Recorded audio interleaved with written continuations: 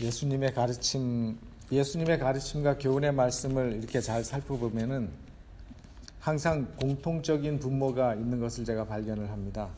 그게 뭐냐면 예수님은 우리가 그냥 항상 그 자리에 가만히 있는 사람이 되기를 원치 않으세요. 한결같은 사람이라는 말은 좋은 말이죠. 한결같은 사람이 되는 것은 그 사람의 어떤 마음이 늘 한결같다고 하는 거죠. 변덕스럽지 않고 업앤다운 하지 않다는 얘기죠.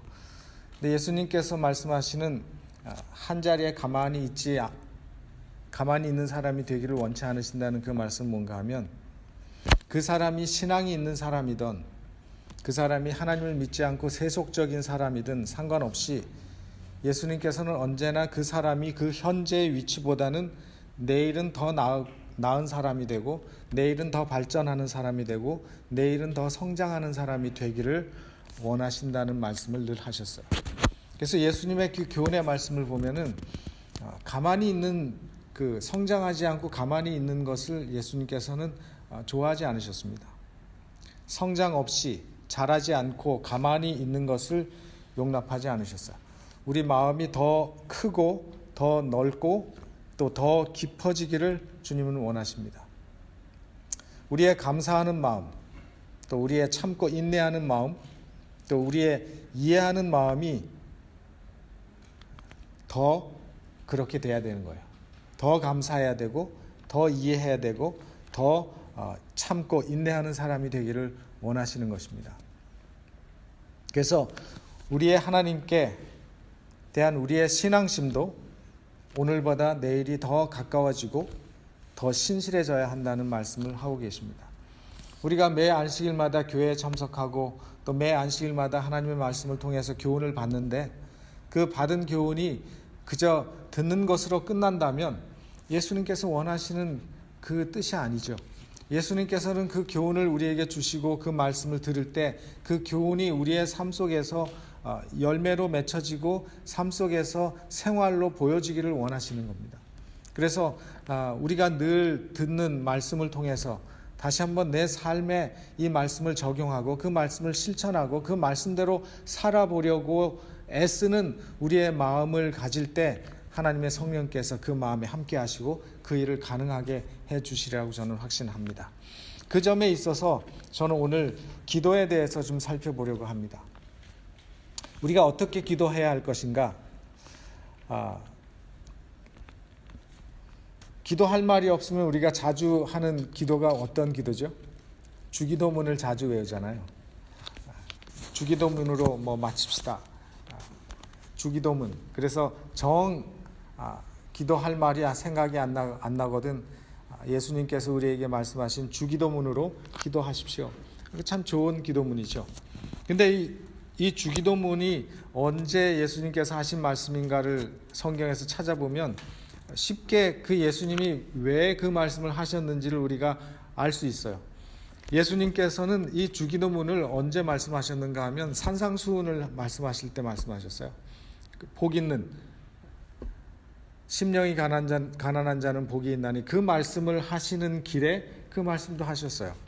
그래서 남에게 보이기 위해서 겉과 속이 다른 어떤 문제에 대해서 말씀하시면서 이 말씀도 하신 거예요.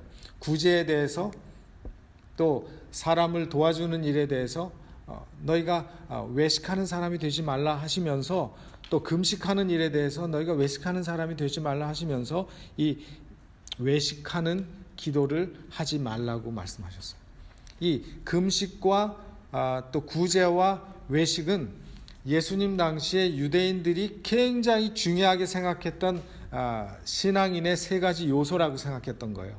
구제하는 것과 기도하는 것과 이 금식하는 것. 그래서 예수님께서는 이 구제와 금식과 기도에 대해서 특별히 외식하는 것, 남에게 보이기 위해서 외식, 바깥에 나가서 사 먹는 거 아닌 거 아시죠?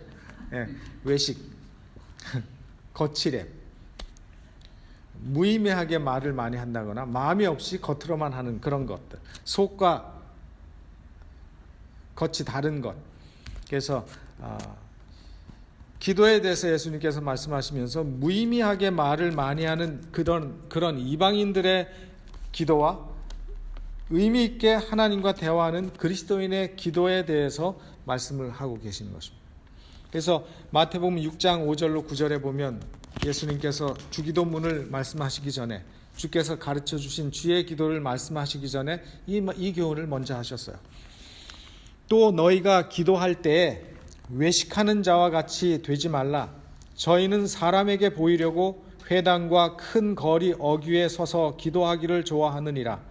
내가 진실로 너에게 이르노니 저희는 자기 상을 이미 받았느니라. 너는 기도할 때에 내 골방에 들어가 문을 닫고 은밀한 중에 계신 내 아버지께 기도하라.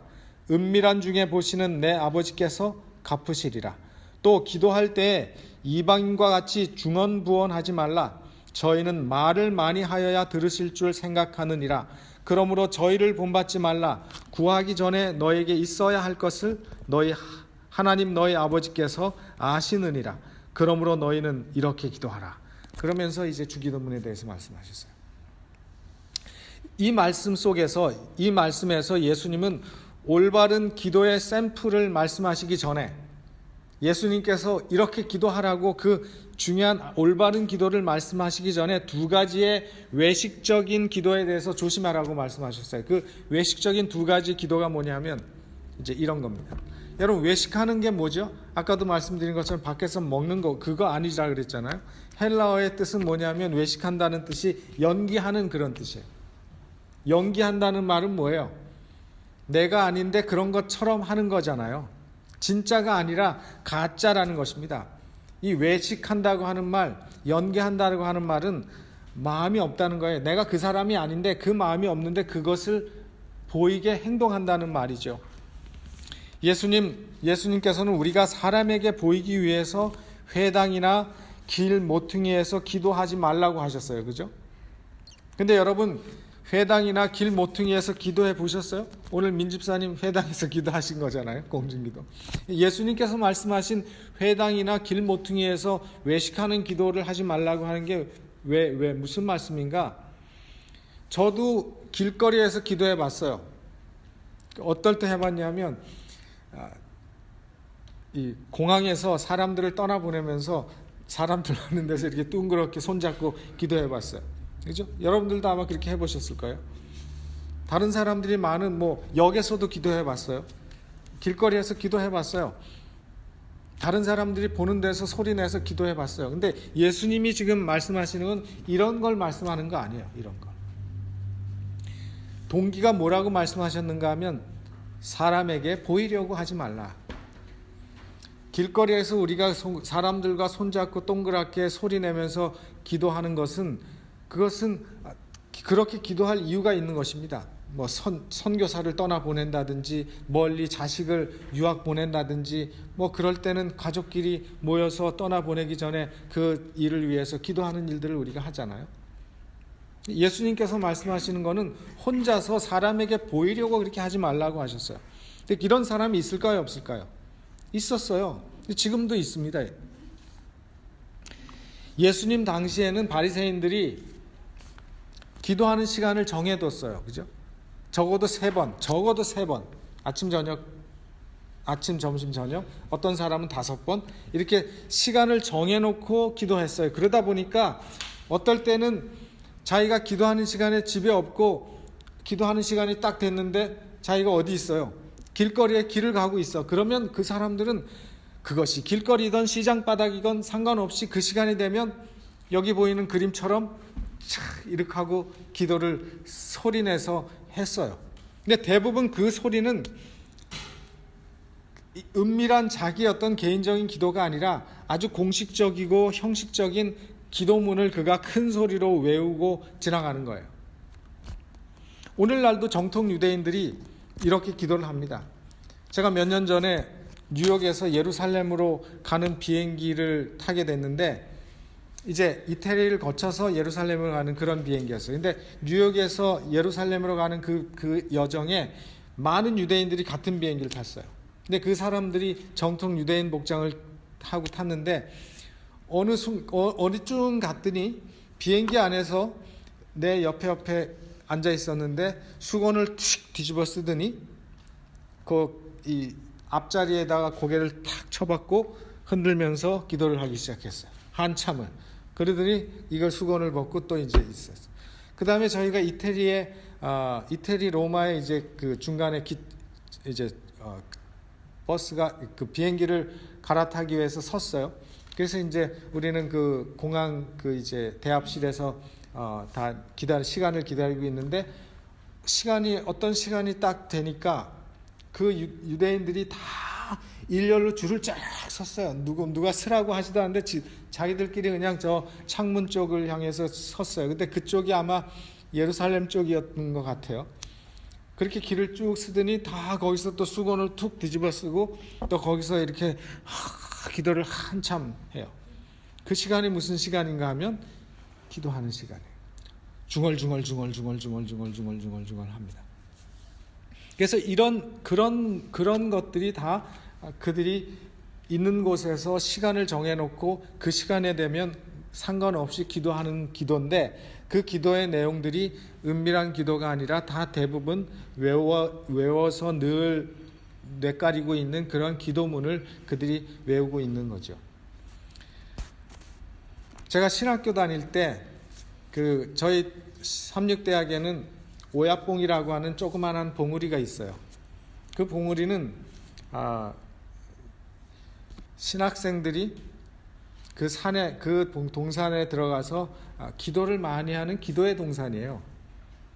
그래서 저도 이제 학교에 등교하면서 어떨 때는 아침에 먼저 강의실에 가기 전에 거기 가서 기도하고 강의실에 가고 뭐 이렇게 하곤 했는데, 어떨 때 가면은 옆에서 온 산이 떠내려가라고 소리 지르면서 기도하는 그런 학생들이 있어요. 저는 그게 굉장히 바들이 됐어요. 왜냐하면 내가 거기서 기도 조용히 기도를 하려고 이렇게 무릎 꿇고 앉아 있으면 그 소리가 자꾸 들리는 거예요, 내 귀에. 그 사람이 기도하는 소리가 크게 막 하니까 내가 다 들리게 돼. 내가 기도한다고 눈을 감고 있으면 내가 기도하는 게 아니라 그 사람의 기도를 계속 듣고 있어요. 근데 그 기도 내용이 무슨 내용일까요? 그 기도의 내용이 무슨 내용일까요? 자기 어떤 개인적인 그런 내용을 하나님, 제가 오늘 누구를 되게 미워했는데 잘못했습니다, 용서해, 이런 내용은 하나도 없고요. 뭐 그냥 일반적인 그 내용을 계속 소리 지르면서 했어요. 근데 제가 그게 굉장히 바들이 됐어요. 왜냐하면 혼자 쓰는 공간이 아닌데 거기서 소리 지르면서 그렇게 기도를 하니까 주변에 같이 조용하게 하나님을 만나고 기도하러 온 사람들에게 그게 굉장히 이렇게 방해가 됐어요. 또 어떨 때는 그게 이런 것도 있는 것 같아요. 나는 신령한 사람이다. 나는 이렇게 학교에 와서 강의실 가기 전에 먼저 이 기도의 동산에 와서 나는 기도한다. 소리가 지르면서, 또 어떤 선배들은 오야뽕이 떠내려가라고 크게 소리 지르면서 기도하라고 그렇게 막 부추기는 선배들도 없잖아 있었어요. 그렇지만 저는 그것이 그렇게 저한테는 조용하게 기도하는 그 시간에 많은 방해가 됐어요. 근데 이런 거는 이 바리새인들이 사람들에게 보이려고 기도하는 것이나 아니면 이런 오야뽕에서 아니면 길거리에서 서서 기도할 때 믿음이 없는 사람들이 그렇게 할까요, 안 할까요? 신앙이 없는 사람들이, 신앙의 초보자들이 그렇게 할까요, 안 할까요? 그렇게 하지 않을 것입니다. 대부분 그렇게 하는 사람들은, 보이려고 하는 사람들도 다 어떤 사람인가 하면 믿음이 약한 사람들이 아니에요. 다 잘 믿어보겠다고 하고 잘 믿는 사람들이 그렇게 하죠. 그렇지 않겠습니까? 잘 믿으니까 내가 이렇게 잘 믿는 거를 좀 다른 사람들이 좀 이렇게 좀 봐줬으면 좋겠다 하는 그런 마음들이 혹시 생길 때가 있을지도 모르는 거죠. 그러니까 신학생들 가운데도 어떨 때는 이렇게 보면 성경책 끼고 오약봉 쪽으로 걸어가면 사람들이 볼 때 이야, 거룩한 사람이네, 참 신령하네. 뭐 이런 생각을 하게 되니까 괜히 이제 성경책 깨고 오야법으로 기도하러 가면 자기가 스스로 뭐가 다 된 것처럼 아주 우쭐해지는 거죠. 근데 예수님께서 말씀하신 게 바로 이런 거예요. 이런 거. 예수님께서 말씀하신 외식하는 기도, 사람에게 잘 보이려고 하지 말라. 근데 이런 것들이 대부분 누구에게 오는 유혹인가 하면 잘 믿어보려고 하는 사람들, 그 다음에 믿음으로 살려고 하는 사람들에게 생기기 쉬운 유혹과 그런 시험이라고 말씀하고 계시는 거예요. 다른 사람들에게 보이기 위해서, 다른 사람들이 그렇게 나를 신령한 사람이고 믿음 있는 사람이라고 봐주기를 원하는 마음에서 내가 어떤 믿음의 행동을 하고 보여주는 그런 행위들. 그래서 어떤 일에서도 자신을 내세우거나 자신이 인정받으려고 하고 자신이 칭찬받으려고 하지 말라고 하시는 말씀이기도 한 거예요. 남에게 보이려고 외식하는 기도를 하지 말라고 하신 말씀은, 또 구제를 해도 오른손이 하는 구제를 왼손이 모르게 하라고 하신 그 말씀도 남에게 그걸 보이려고 어떤 선한 일도 하지 말라는 거죠. 하나님과 나와의 관계인 그 믿음의 은밀한 기도의 생활도 다른 사람들이 저 사람 참 신령한 사람이다 라고 하는 말을 듣기 위해서 그것을 티내고 하지 말라고 예수님께서 말씀하시는 거예요. 왜냐하면 우리 인간은 절대로 영광을 받을 수 있는 존재가 못 된다는 것입니다. 그런데 어떤 사람들은 마음이 없으면서도 이런 것으로 살아가는 사람들이 많다는 것입니다. 이런 사람들에 대해서 예수님께서는 외식하는 기도를 하지 말라고 하셨고, 이런 사람들에 대해서 그 평가를 7장에 하셨어요. 마태복음 7장에 그날에 많은 사람이 나더러 이르되 주여 주여 우리가 주의 이름으로 선지자 노릇하며 주의 이름으로 귀신을 쫓아내며 주의 이름으로 많은 권능을 행치 아니하였나이까 하리니, 그때 내가 저에게 밝히 말하되 내가 너희를 도무지 알지 못하니 불법을 행하는 자들아 내게서 떠나가라 하리라. 내가 너희를 도무지 알지 못한다, 이 말씀을 그렇게 외식하는 사람들, 마음에 없이 사람에게 보이려고, 사람에게 인정받으려고, 칭찬받으려고 하는 모든 그 행위를 하는 사람들, 그 사람은 신령한 것 같고 우리 인간의 눈에는 자기 자신이 생각할 때는 나는 하나님의 백성이고 하나님의 뜻을 행하는 사람이라고 생각할지라도 예수님은 내가 너를 도무지 알지 못한다라는 평가를 하시겠다고 말씀하고 계신 거죠. 그러면서 예수님은 기도할 때 아무도 보지 않는 은밀한 곳에서 기도하라고 그랬습니다. 그렇게 기도하면 하나님이 은밀한 중에 들으시고 응답하신다고 말씀하고 계십니다. 그래서 기도를 통해서 우리의 마음을 토로하지 않으면, 기도를 통해서 우리의 마음을 하나님께 내놓지 않으면 우리의 영혼이 절대로 잘 될 수가 없는 것입니다. 가정기도도 중요하고 공중기도도 중요하지만 그것으로 충분하지 않다는 것입니다. 예수님께서 말씀하신 것은 너희가 공중 앞에서 하는 기도도 중요하지만은 은밀한 기도가 중요하다는 것이에요. 너희가 개인적으로 하나님과 만나는 그 은밀한 기도가 필요하고 그 기도를 너희가 힘쓰라는 것이에요. 사람들이 보지 않는 하나님과 너와의 개인적인 시간을 가지라고 예수님께서 말씀하고 계십니다. 그래서 은밀하게 하나님과 나만의 관계 속에서 하나님 앞에 나를 토로하고 하나님께 내 마음을 드러내고 하나님의 소리를 듣는 그런 기도를 하라고 말씀하셨어요. 또 예수님은 말을 많이 하려고 하지 말라 그랬어요. 그래서 뭐라고 말씀하셨는가 하면 이방인처럼 중언부언하지 말라 그랬어요. 여러분, 중언부언, 이방인들이 하는 것처럼 중언부언하지 말라 그랬어요. 이방인들은 말을 많이 해야 되는지 안다고 말씀하셨어요. 중언부언이 뭐예요, 여러분? 중언부언, 사전에는 중언부언은 이미 한 말을 자꾸 되풀이하는 걸 중언부언이라고 이 사전에는 나오거든요. 근데 헬라어에는 원어적인 이 중언부언이라고 하는 말로 번역된 이 헬라어 원어를 보면 무슨 뜻인가 하면 말을 많이 하다, 생각 없이 말하고 쓸데없이 말하는 것을 중언부언한다고 얘기했어요. 생각 없이 기계적으로 나오는 말이죠. How are you? 우리 미국 사람들이 물으면 우리는 늘 어떻게 대답합니까? 그냥 뭐 fine, 땡큐, 오케이. 뭐 그거 우리는 그냥 아무 생각 없이 무조건 그렇게 나오잖아요. 기분이 우울해도 괜찮아, fine. 그게 기계적인 말이죠. 그런 게. 그래서 이 중언부언이라고 하는 말이 그런 뜻이에요. 기계적으로 아무 생각 없이 마음이 없이 기계적으로 나오는 말.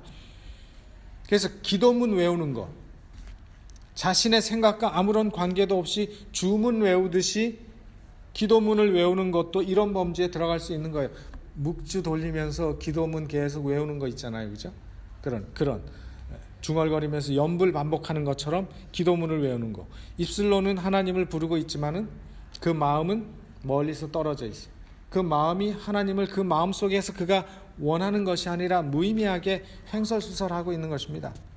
그래서 중언부언 기도라고 하는 것은 마음은 다른 데 두고 있으면서 입으로만 기계적으로 그럴듯하게 하는 그런 종류의 기도에 대해서 말씀하는 거예요.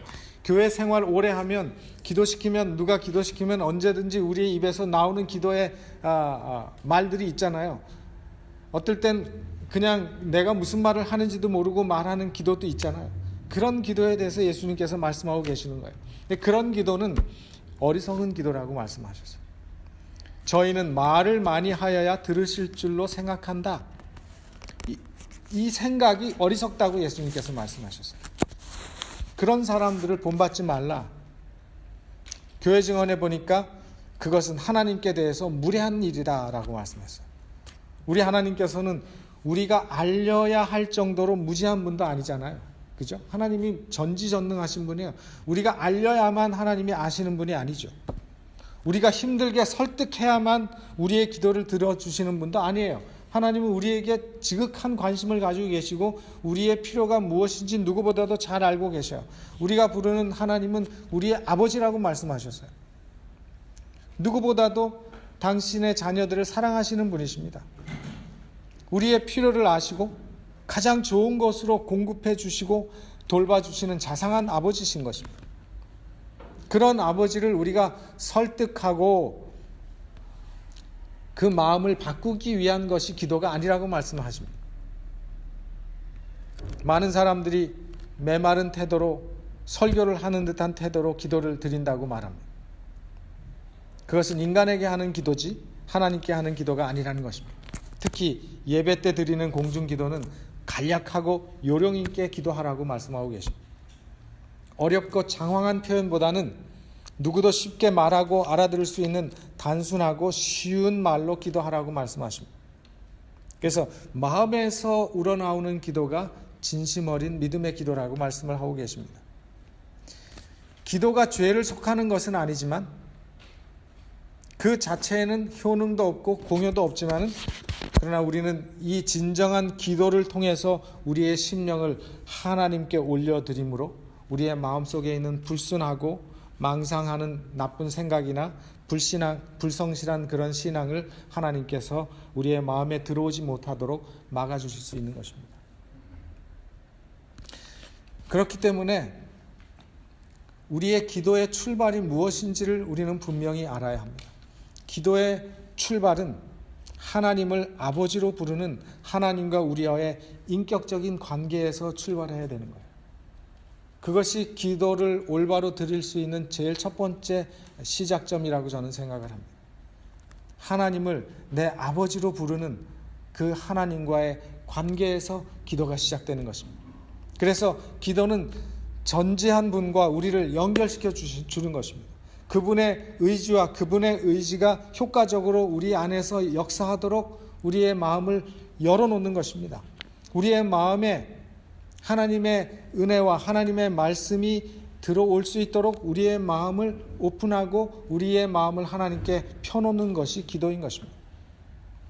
그래서 우리는 올바른 기도가 무엇인지, 오늘 이 말씀을 통해서 올바른 기도가 무엇인지, 왜 기도해야 되는지에 대해서 한번 생각하고 한번 내 자신의 기도 삶을 되돌아보시고 다시 한번 하나님께 내 자신이 어떻게 기도하고 있는지를 여러분들이 생각해 보시는 귀한 시간이 되시기를 바랍니다. 기도를 하면 하나님께서 우리로 하여금 하나님을 찾도록 우리를 일깨워 주실 것입니다. 그렇기 때문에 우리는 기도해야 돼요. 끊임없이 우리가 기도할 때 하나님께서 성령을 통해서 우리 마음에 하나님을 찾도록 우리를 일깨워 주십니다. 그리고 하나님의 말씀과 약속을 명상하는 가운데 우리의 믿음이 기도할 때 힘이 생기는 것입니다. 걱정과 문제가 있을 때 기도하면 그 기도를 하나님의 발 앞에 내려놓음으로 우리가 그 모든 이 짐으로부터 해방감을 얻을 수 있는 것이 기도예요. 그래서 우리는 기도해야 되는 것입니다. 이렇게 기도하는 일이 좋은데 왜 우리가 기도하지 않습니까? 기도가 이렇게 좋은데 우리는 기도해야 돼요. 기도를 어떻게 하는지도 배워야 됩니다. 누가복음 11장 1절에 보면은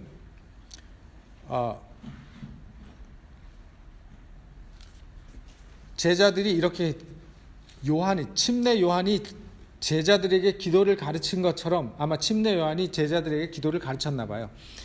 침례 요한이 자기 제자들에게 기도를 가르친 것 같이 우리에게도 가르쳐 주옵소서라고 제자들이 예수님께 요청한 적이 있어요. 여러분, 제자들이 초신자도 아니잖아요. 근데 그 초신자도 아닌 오래전부터 기도하던 그 제자들이 예수님께 기도를 가르쳐 달라고 왜 했을까요? 왜냐하면 자기들의 기도가 예수님의 기도하고 다른 걸 그들이 느끼기 시작했어요. 예수님의 기도는 힘이 있는데 자기들의 기도는 힘이 없는 걸 그들이 느끼기 시작했어요. 그래서 제자들은 예수님이 하시는 그 기도는 굉장히 단순하고 심플한데 그 기도에 능력이 있거든요. 그러니까 어떻게 기도하는지 가르쳐 달라고 그랬어요. 첫째, 예수님의 기도는 확신이 있는 기도였어요. 예수님은 만일 하나님의 뜻이라면 이런 말로 결론 내리지 않았어요. 예수님은 기도하시기 전에 이미 하나님의 뜻이 무엇인지 알고 계셨어요. 그분의 말씀으로 표현하신 하나님의 뜻이 무엇인지 알고 있었기 때문에 언제나 예수님은 자신이 있었고 그 말씀에 따라서 적극적으로 기도하셨어요. 그래서 우물쭈물하거나 반신반의하지 않으셨어요. 그래서 그분은 기도할 때 아주 힘있게 기도하셨어요. 두 번째, 그분의 기도는 하나님의 뜻과 자기의 뜻이 배치될 때는 언제든지 당신의 뜻을 포기하셨어요. 그러나 나의 원대로 마옵시고 아버지의 원대로 되기를 원하나이다. 그래서 그분은 그가 기도하지만 하나님의 말씀을 통해서 말씀하시는 그 하나님의 음성에 귀를 기울이셨습니다. 우리가 기도할 때 성령께서 우리에게 하나님이 우리의 인생을 위해서 준비해 놓으신 것이 무엇인지를 가르쳐 주실 텐데 그 가르침을 우리는 듣고 깨달을 필요가 있는 것입니다. 그래서 어떨 땐 말씀을 통해서 하나님께서 가르쳐 주십니다. 아까도 말씀드린 것처럼 기도의 출발은 하나님을 아버지로 부르는 인격적인 관계에서 시작되어야 된다고 말씀드렸죠. 그래서 기도는 그냥 말을 많이 주절주절 해야 하는 것으로 생각하시지 마십시오. 말씀을 못해도 됩니다. 개인 기도는 그렇게 할 필요가 없죠. 또 기도는 일방적인 것도 아니에요. 하나님과 서로 교제하고 대화하는 걸 말하는 겁니다. 지금 제가 말씀드리는 것은 공중기도에 대해서 말씀하는 게 아니라 은밀한 여러분의 개인 기도에 대해서 말씀하는 거예요. 우리가 하나님께 말하고 하나님은 우리에게 말씀하시는 그 대화가 기도라고 말씀하셨어요. 그래서 기도는 일방적인 대화가 아니에요. 일방적으로 하나님 앞에 내가 하고 싶은 말 바바바바바바 급하게 하고 자리에서 일어나서 내 갈 길을 갔다면 이제는 조금 더 시간을 여유를 두고 기도하시게 되길 바랍니다. 기도는 듣는 것도 포함돼요. 생각하는 것도 포함되고 기도 속에서 말씀을 볼 수도 있습니다. 기도는 하나님이 우리 인생을 통해서 우리가 무엇을 하기를 원하시는지 알기 위해서도 기도할 필요가 있습니다. 그래서 기도하다가 말씀이 생각나기도 합니다. 또 기도하다가 말씀을 보고 싶은 마음이 생기기도 해요. 그러면 말씀을 펴서 보십시오. 그래서 한번 실험해 보세요. 기도하다가 말씀을 읽기도 하시고 그리고 노트에다가 내가 깨달은 걸 기록하기도 하시고 그러면 하나님께서 성경을 통해서 나에게 무슨 말씀을 하시는지 여러분들이 알게 되실 것입니다. 또 하나님은 기도를 통해서 내게 무슨 말씀을 하시는가 성령께서 내 마음속에 주시는 확신이 생길 거예요. 그런 말씀들이 기도를 통해서 여러분들이 하나님과 대화하시는 것입니다. 우리가 이렇게 기도할 때 우리의 영적인 삶이 풍성해질 수 있는 것입니다. 이런 기도를 통해서 우리는 하나님의 말씀을 보다 더 잘 이해하게 될 것입니다. 이런 기도를 통해서 우리의 삶의 방향도 더 고상하고 더 거룩한 목적을 향해서 변화될 것이라고 저는 확신합니다. 이제 올바른 기도 생활과 올바른 기도를 통해서 우리의 마음속에 예수 그리스도가 거하시게 하시기를 간절히 바랍니다. 그렇게 되면 우리의 삶 속에 우리가 이제까지 경험하지 못했던 하늘의 빛과 사랑이 풍성하게 나타나게 되리라고 확신합니다. 이런 놀라운 은혜가 여러분과 제 삶 속에 일어나기를 바라면서 말씀을 마치겠습니다.